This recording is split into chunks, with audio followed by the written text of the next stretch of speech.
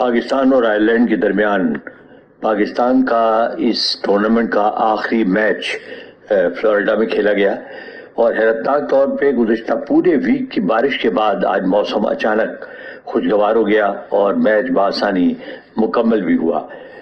Match میں پاکستان کی team آج بھی ہچکولے کھاتی رہی۔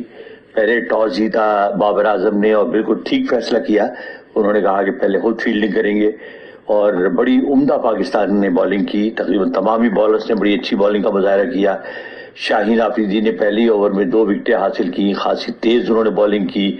محمد عامر نے بھی 3 کھلاڑی آؤٹ کیے، انہوں نے بھی بڑی نبی تلی عمدہ بالنگ کی۔ اس پورے ٹورنامنٹ میں محمد عامر نے بڑی عمدہ بالنگ کا مظاہرہ کیا ہے اور وہ واحد بالر ہے پاکستان کے پیس اٹیک میں جو گیند کو سوئنگ کرانے میں بھی کامیاب ہوئے ہیں اور انہوں نے صورتحال کے مطابق گیندیں کی ہیں، سوائے اس 1 اوور کے جو انہوں نے کیا تھا، جو آپ کا سپر اوور تھا، اس میں وہ زیادہ اچھی بالنگ نہیں کر پائے تھے، لیکن مجموعی طور پہ بڑے اچھی انہوں نے بالنگ کا مظاہرہ کیا ہے۔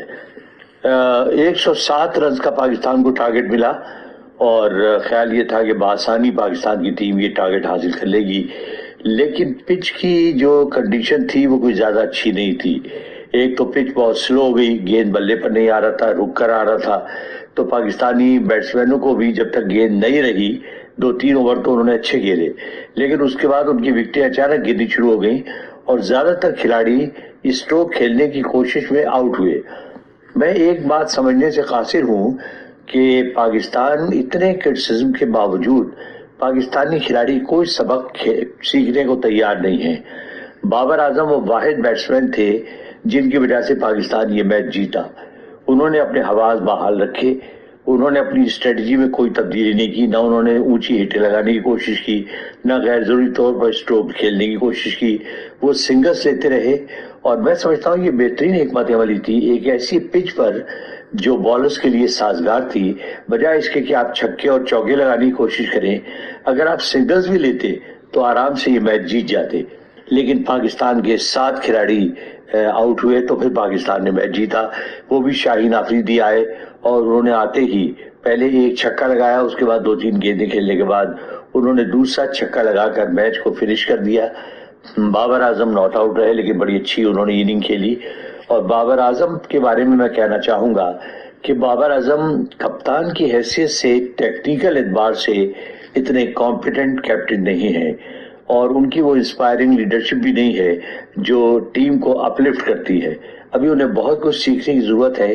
میرا ذاتی یہ خیال ہے اور انہیں مشورہ ہے کہ اگر وہ صرف اپنی بیٹنگ پر کانسنٹریٹ کریں تو ان کے لیے بھی بہتر ہوگا اور پاکستان کے لیے بھی، کیونکہ اس میں کوئی شک اور کوئی شبہ نہیں ہے کہ بابر اعظم کی ایک اپنی کلاس ہے۔ اگر تھوڑا سا وہ اپنی کلاس کو اور ریفائن کر لیں، اپنے اسٹروکس پر تھوڑی سی محنت کریں، جو ان کی ویکنیسز ہیں ان پر قابو پائیں، تو میرا خیال ہے کہ وہ ورلڈ کلاس بیٹسمین پہلے ہی ہیں، لیکن وہ صف اول کے جو بیٹسمین ہیں ان کی صف میں آ کھڑے ہوں گے۔ تو میرا خیال ہے بابر اعظم کو اب کپتانی اپنے ذہن سے نکال دینی چاہیے تاکہ جو لابی ان کے خلاف بن رہی ہے وہ بھی خاموش ہو جائے اور پھر بابر اعظم پر جو غیر ضروری کرٹیسزم ہوتا ہے، کیونکہ لوگ ان کی ایک ایک چیز دیکھتے ہیں تو اس سے بھی وہ بچ جائیں گے۔ اور ظاہر ہے بہت سی تبدیلیاں ہوں گی، تبدیلیوں کی ضرورت بھی ہے۔ انفارچونیٹ بات یہ ہے جس پہ میں بہت ناخوش ہوں کہ پاکستان کے جو 2 نوجوان کھلاڑی ہیں سائم ایوب، انہیں بار بار موقع دیے گئے لیکن وہ ان مواقع سے فائدہ اٹھانے میں ناکام رہے۔ بار بار وہ ایک ہی طرح سے اسٹروک کھیلتے ہوئے ایک ہی طرح سے غلطی کا شکار ہوتے ہیں، پھر بھی کوئی سبق نہیں سیکھتے۔ عثمان کو گیند حالانکہ بہت اچھی پڑی لیکن عثمان کو بھی ایک لمبی اننگز کھیلنے کی ضرورت ہے اور اگر اپنی ٹیکنیک انہوں نے ٹھیک نہیں کی تو میرا خیال ہے وہ اس میں کامیاب نہیں ہوں گے۔